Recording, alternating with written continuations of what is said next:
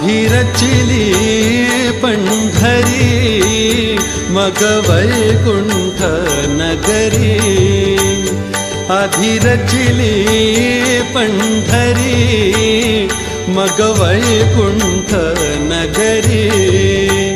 जेव्हा नवते चराचर तेव्हा होते पंढरपूर, आधी रचिली पंढरी मग वैकुंठ नगरी।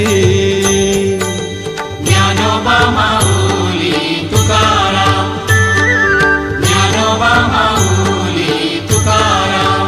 तेव्हा नभती गोदा गंगा, तेव्हा